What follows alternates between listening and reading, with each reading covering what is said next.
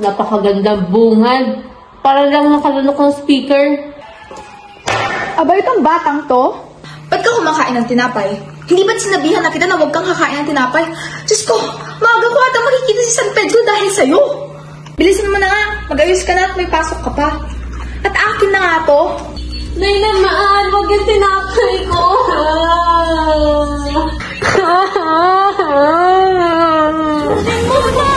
Lahat sa akin. Huwag lang ang aking mahal. Ikaw mamatay. Hoy, pumasok ka na!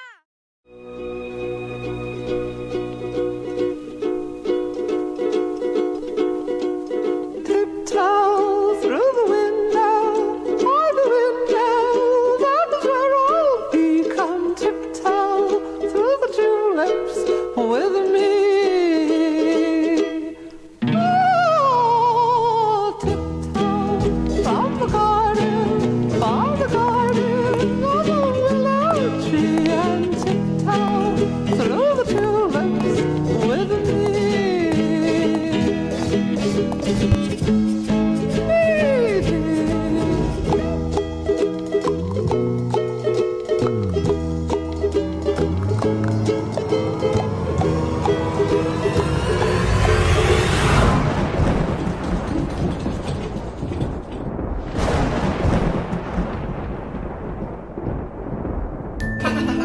Nagigit? Sobrahan sa tinapay? Sir! Hala, nababaliw na nga ata ako. Epekto ba ito na sobrang pagkain ko ng tinapay? Isa, dalawa, May carbo ba dyan?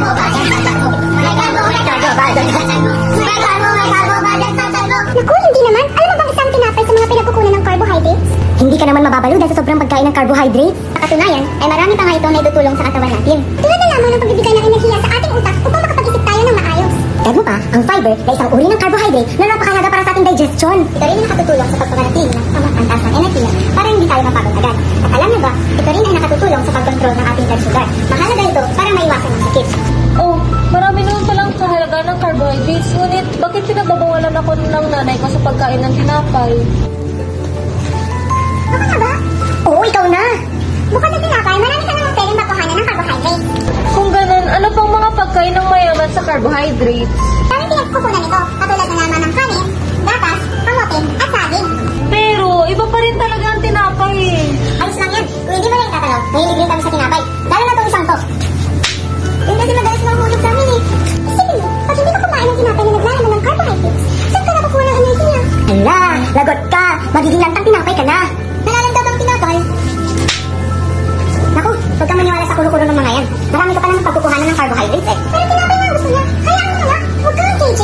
Gwen, kumain ka na kumain ng tinapay. Sige na nga, alis na kayo. Baka makita pa ako ng mga kamag-aral ko. Baka sabihin nilang nasisiraan na naman ako ng bait. Magpapahangin na lang muna ako sa labas.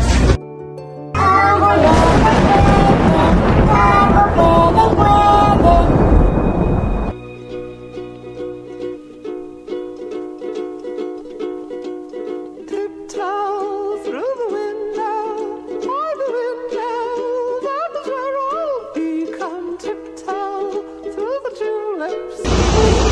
Kuya Mon! Kuya Mon! Anong ginagawa mo dyan? Sabado ngayon, walang pasok.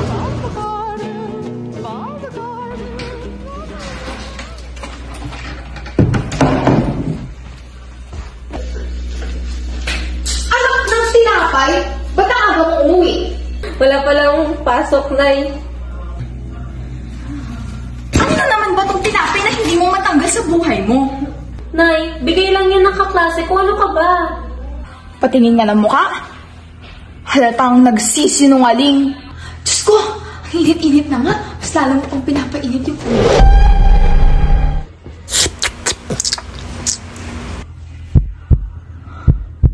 Nay, ano to? Ay, wala yung nak. Patingin ng muka. Nagsisinungaling ka rin eh. Anak ng tinapay. Hindi nga, ang kulit eh. Oo, Nay. Anak ako ng isang tinapay. Sa loob ng mahabang panahon. Anak ako ng isang tinapay. Oo, nak.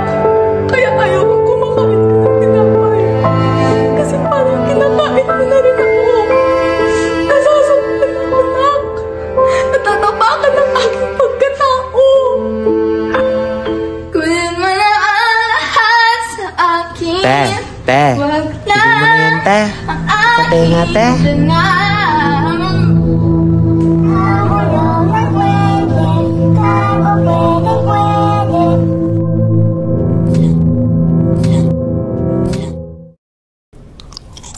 Ang sarap.